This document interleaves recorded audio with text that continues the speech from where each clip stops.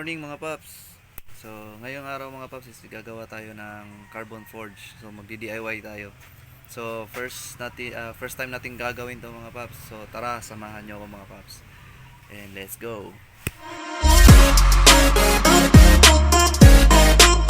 So, ito yung gagawin nating carbon forge mga paps. Galing ito sa side cover ng MIUI natin. So, binaklas na natin mga paps. Ayun. Ito yung gagawin nating project ngayon. So, meron tayo ditong binili galing sa Shopee. Okay. So, ito yung gagawin natin mga paps. Carbon forge na may mix red. Yun. So, dito natin siya gagawin. So, meron na tayong nihandang mga gamit na ating kakailanganin. Meron tayong timbangan and also ating gloves, timbangan, yung ating fiber, ito mga paps. Binili ko lang din to sa Shopee mga paps. At saka ito, liha natin. So marami yan. Gagawin natin yan mamaya. Tsaka brush. Yan, dalawa. So una natin gagawin mga paps is syempre lilihain muna natin to. So sugatan natin to hanggang sa maging magaspang para kakapit yung resin. So let's go. So yun na nga mga paps, natapos na nating lihain. So ang ginamit natin dito is 100 grit tsaka sinugatan natin ng cutter para mas lalong dumikit yung resin. So ginawan ko na rin to ng stand niya mga paps para sa ating gagawin. Ayan. So ayan. Liha ko na po yan. So mag-first coat na tayo ng resin. Okay, let's go.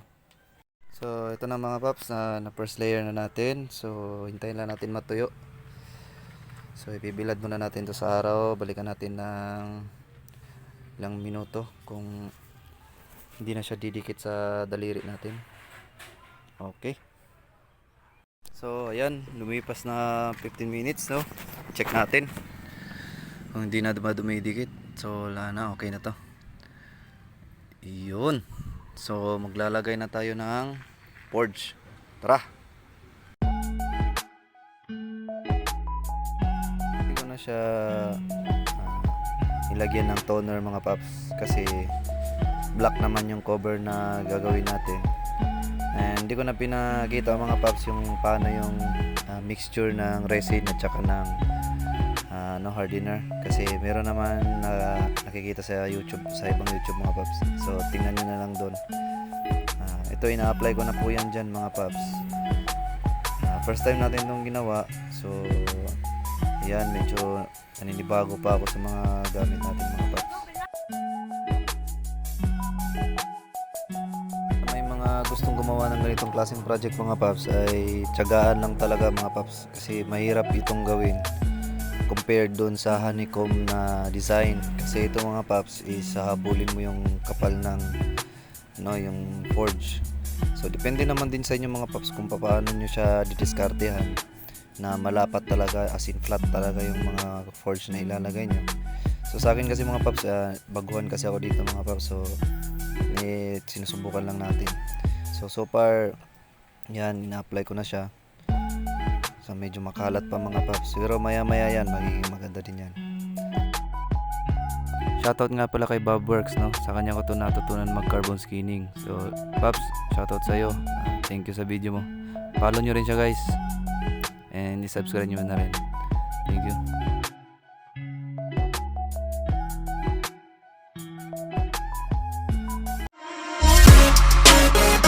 So ito na mga paps, nalagyan ko na ng first coat. So medyo madumi pa siya, no? So ang gagawin natin is papatuyuin muna natin.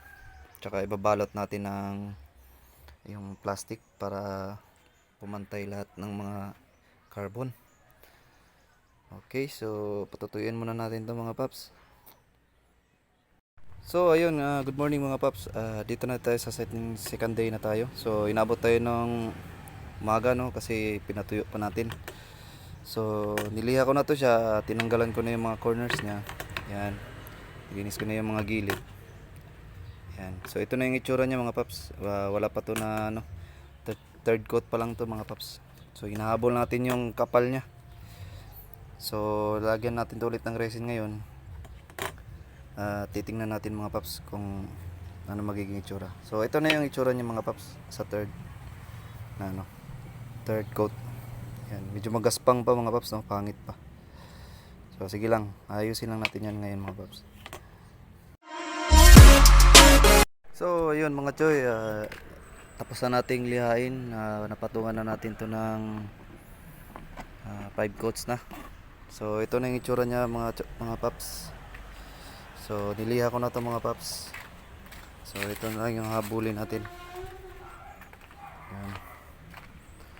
So hanggang 8 coats tayo kasi medyo mahaba-haba at makapal-kapal pa yung habulin natin. So stay tuned lang mga paps, at lalagyan na natin to ng pang-anim na coat. Let's go. So ayan mga paps, no, inuna ko muna yung mga malalalim, no. So ewan ko lang sa iba kung ganito yung ginagawa nila, pero sa akin mga paps parang okay naman. Unahin ko lang muna yung mga malalalim para kapag mag 6 coat o 7 coat na tayo is pantay-pantay na sila lahat mga paps. Na mga paps, dito na tayo sa last part. So yun, naliha ko na siya. Ito. So pantay na siya lahat. So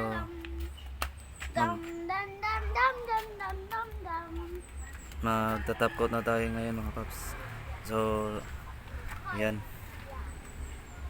Okay.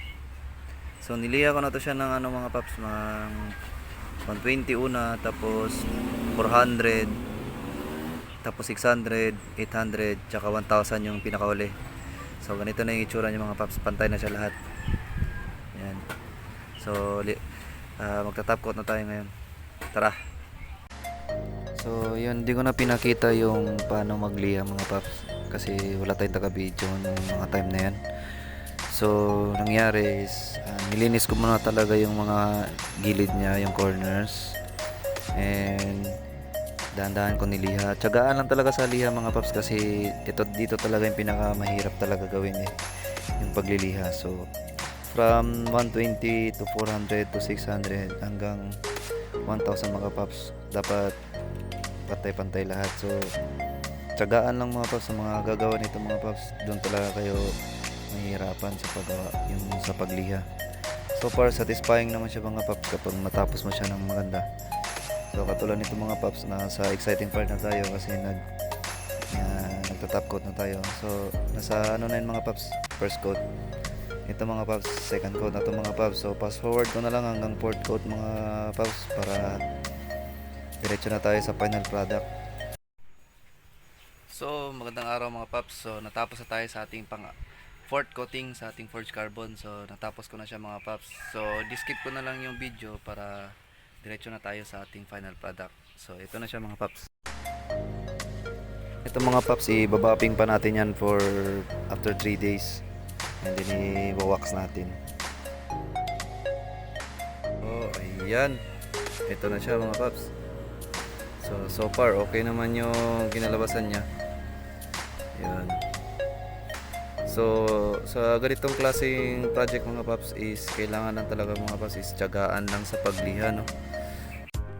So yun mga paps, tapos na tayo sa ating project, no. So kung nagustuhan nyo yung video mga paps, paki-hit the like button and subscribe button mga paps for more upcoming carbon project natin. So yun. So sana nagustuhan nyo mga paps, and then video montage muna natin. Let's go.